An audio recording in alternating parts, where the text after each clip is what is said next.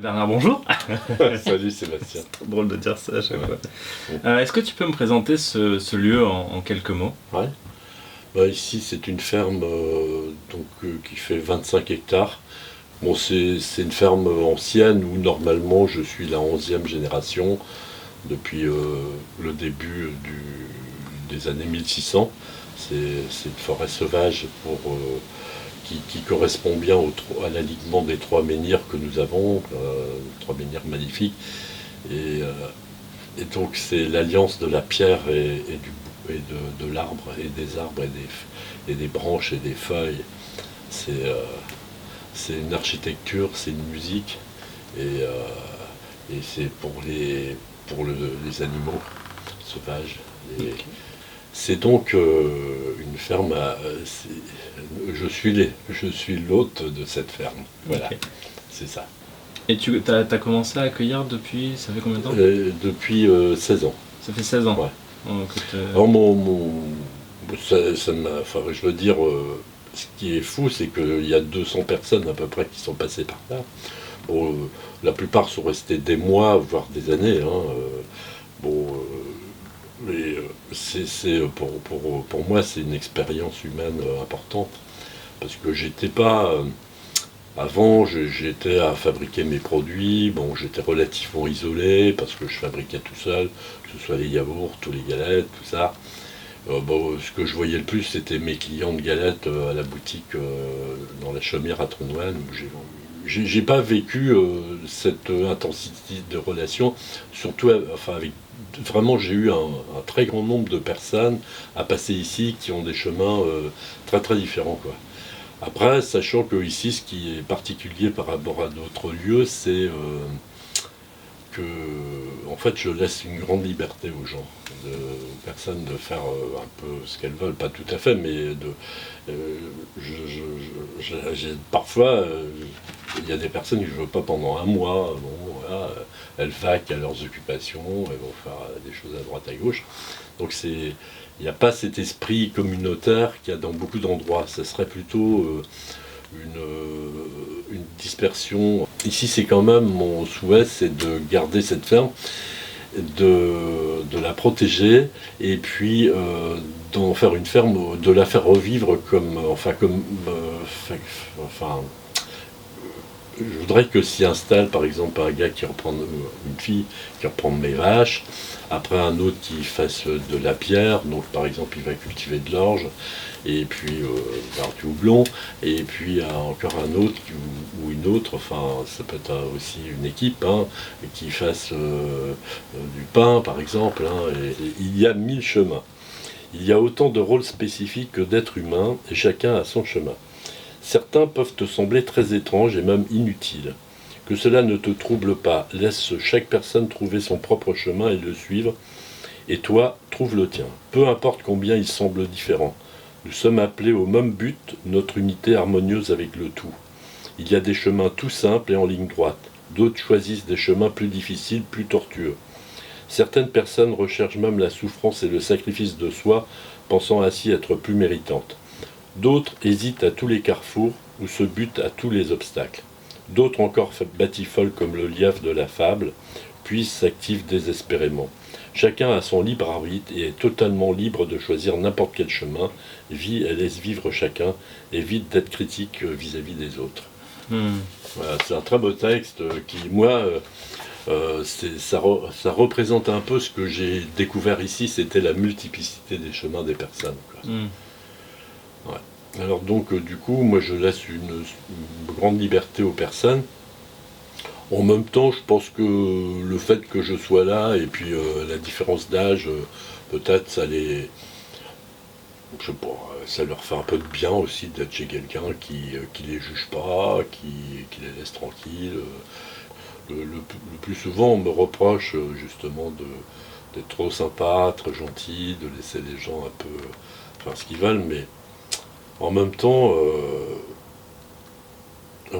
c'est. Il y a des personnes, par exemple ici, qui sont handicapées et qui peuvent pas faire grand-chose physiquement. Voilà, comme ça, donc je ne peux pas trop les solliciter. Donc après, il y a des personnes qui sont prises dans des passions, c'est-à-dire mais de belles passions, enfin tout à fait positives, mais donc leur disponibilité pour le lieu est très réduite, hein. Ce sont souvent des passions extérieures. Et puis après, il y a ce qu'on appelle les addictions, donc qui évidemment, dans certaines, dans la plupart des communautés n'admettent pas les addictions, mais moi le problème des addictions, c'est l'incidence sur la relation humaine, c'est-à-dire la relation avec les autres, et c'est surtout l'alcool qui est gênant là-dedans, mais en même temps, on ne peut pas forcer les gens à aller se soigner. Donc c'est souvent le lieu, les plantes, les feuilles, la musique, des arbres qui va les soigner. C'est assez étonnant, hein, mais c'est plus efficace souvent que des médicaments. Tu m'as lu quelque chose, et je voulais moi aussi te dire quelque chose. C'est un livre de Stéphane Hessel, je ne sais pas si tu connais, qui a participé à la rédaction des droits universels, des droits de l'homme.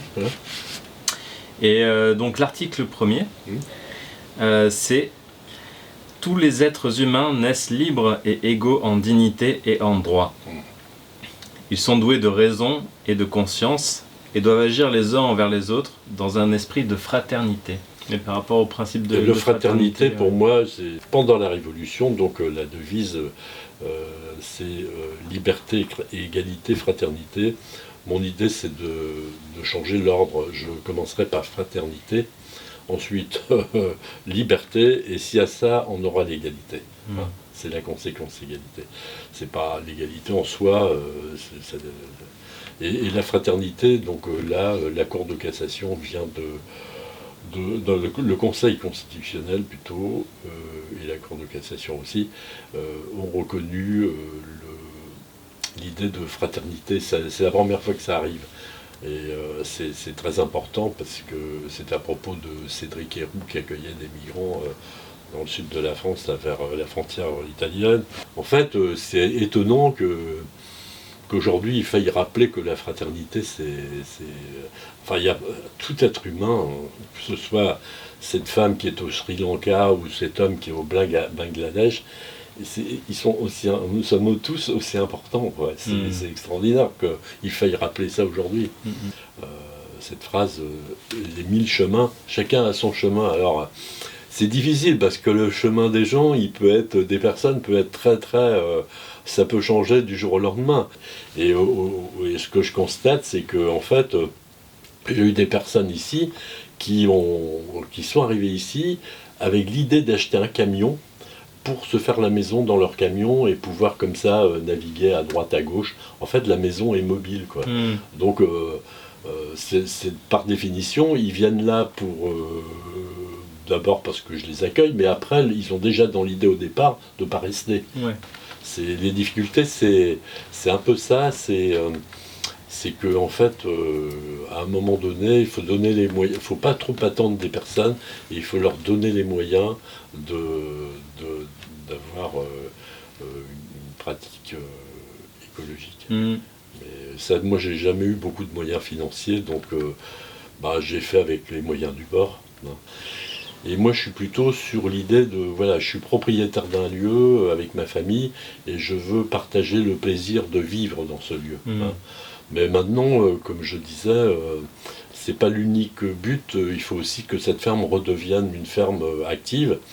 C'est compliqué. En même temps, la dispersion ici pose aussi des problèmes. Hein. Et parce que il faut voir d'éventuels conflits qui pourraient naître entre des jeunes paysannes et paysans qui s'installent ici et puis d'autres personnes qui sont plus pour y habiter. Ça peut poser quand même aussi beaucoup de problèmes. Quand les personnes viennent de l'extérieur comme vous, par exemple, et qu'il n'y a pas tout ce vécu de plusieurs années ici, avec des problèmes souvent relationnels entre les uns et les autres, pas beaucoup avec moi, hein. Après, il y a des gens qui vont dire, il laisse du bordel partout, ou il n'est pas lui-même il est un peu bordélique.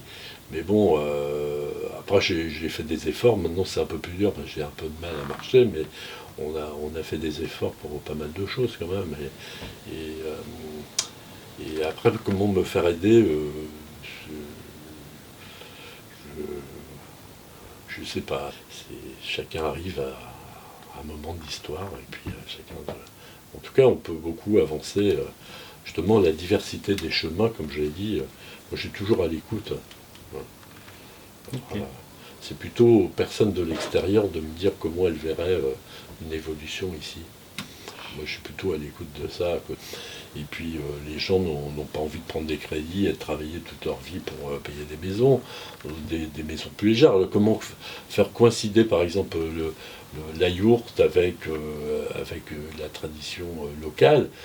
Puis dans la yourte, il y a l'idée de mobilité, qui correspond aussi aux volontés de changer peut-être de lieu.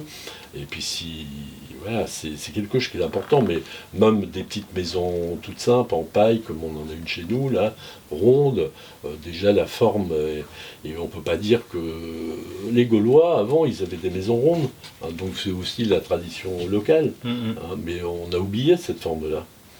Ou bien la petite cabane où on est, qui est toute simple, pour 5 000 euros, 6 000 euros, 7 000 euros, les gens ils sont heureux comme tout, ils ne demandent pas la lune, juste quelques étoiles.